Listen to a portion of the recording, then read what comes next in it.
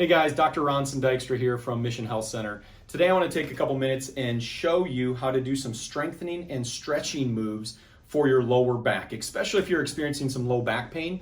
We want to make sure that we properly stretch as well as stabilize those core muscles to get your body to heal faster. So these are a couple of the top moves that you can do to start helping your lower back get better. So step number one, find a nice comfortable spot down on the floor. And we're going to begin by being on all fours. We're going to place our hands and our knees on the floor. And what we're going to do is we're going to pull our belly button up to the ceiling, like someone's tugging on your belly and you're pulling it to your ceiling. So you're going to stretch up and then you're going to let it drop down. So we're going to basically go up and down 3 to 5 times with our lower back, trying to really get your pelvis to rotate underneath you. And so you're going to go up and down 2 or 3 times here. And then after you've done a few of those, you're going to turn and lay on your back on the floor. So you just lay right on your back. You're going to place your knees flat down, hands out to the side. And this is the one where we're going to wag our knees left and right. So you're just going to nice and lightly, you're going to go left and you're going to go right. And what the goal is here is not to go fast, and the goal is not to touch your knees to the floor. The goal is just to get good movement in your lower back so that we can pump those discs that are down there in that lumbar spine. So we're going to go left and right.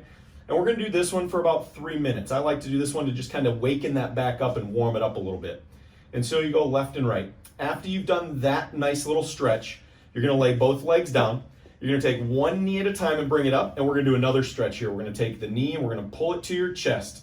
And on this one, the goal is to pull that knee right up towards that shoulder. And you're just going to hold it for about 3 to 5 seconds or so, and then you're going to let it release. And you're going to do the same thing on this one. You're going to pull this up, right up to the shoulder there, 3 to 5 seconds or so. Good. And then what we'll do is we'll do at least 3 to 5 of those knees to chest. The last one we're going to do when it comes to kind of really stretching that lower back is we're going to bring the knees up and we're going to give them a nice pull. So all you're doing here is you're pulling the knees. This is opening that lower back up. And so you're just going to pull your knees up and hold them for about 3 to 5 seconds. That's the next stretch. Now, we're going to do one more stabilizer for that lower back, and we're going to try to get our glutes to contract. So on this one, you're going to place your knees, keep your knees bent, feet on the floor.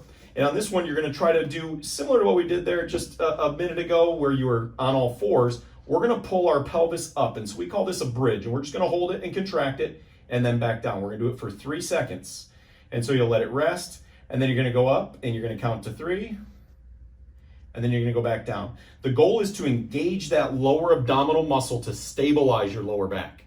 If any of these things hurt, we have modifications and ways to do them so that they don't. Feel free to give those a try. Let me know how they're going. Dr. Ronson from Mission Health Center. We'll see you next.